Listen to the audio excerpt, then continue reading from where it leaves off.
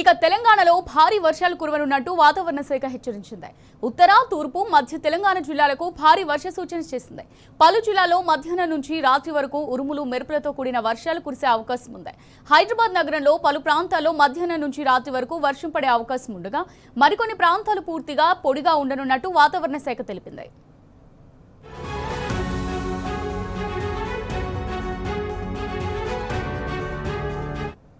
రైట్గా దీనికి సంబంధించి మరిన్ని డీటెయిల్స్ మా రిపోర్టర్ అరవింద్ అందిస్తారు. అరవింద్, మరి రాష్ట్రంలోని పలు జిల్లాలకు భారీ వర్ష సూచన ఉన్నట్టుగా ప్రకటించింది వాతావరణ శాఖ.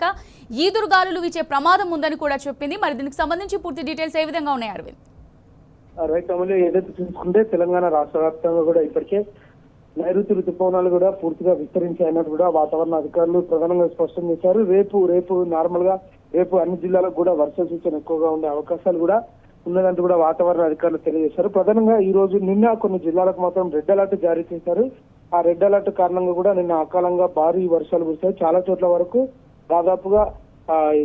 దాదాపుగా భారీ నుంచి అతి భారీ వర్షం కూడా కురిసినట్టు వాతావరణ అధికారులు తెలియజేశారు. అటు సూర్యాపేట, భువనగిరి, యాదాద్రి ఈ జిల్లాలో మాత్రం నిన్న భారీ వర్షం కురిసింది. అటు రంగారెడ్డి జిల్లా, సంగారెడ్డి, వికారాబాద్ ఈ ప్రాంతాల్లో కూడా భారీ వర్షం కూడా కురిసింది. అక్కడ కూడా రెడ్ అలర్ట్ కూడా వాతావరణ అధికారులు జారీ చేశారు. ప్రధానంగా తెలంగాణలో మాత్రం ఈ రోజు చూసుకుంటే ఉత్తర, తూర్పు, మధ్య తెలంగాణ జిల్లాలకు భారీ వర్ష సూచన జారీ చేశారు. అటు మధ్యాహ్నం నుంచి రాత్రి వరకు భారీ వర్షం కూడా కురిసే అవకాశాలు కూడా ఉన్నాయి. అటు ఆదిలాబాద్, కొమరంభీం, ఆసిఫాబాద్, మంచిర్యాల, జగిత్యాల, పెద్దపల్లి, భూపాలపల్లి, ములుగు, భద్రాద్రి కొత్తగూడెం జిల్లాలకు మాత్రం ఇప్పుడే ఆరెంజ్ అలర్ట్ కూడా వాతావరణ అధికారులు జారీ చేశారు. అక్కడ కూడా ఉరుములు, మెరుపులతో కూడా పడే అవకాశాలు కూడా ఎక్కువగా ఉన్నాయంటూ కూడా వాతావరణ అధికారులు తెలియజేశారు. ఇటు హైదరాబాద్ లో చూసుకున్న మాత్రం మధ్యాహ్నం సమయంలో కూడా వర్షం పడే అవకాశాలు ఉన్నాయంటూ కూడా వాతావరణ అధికారులు తెలియజేశారు.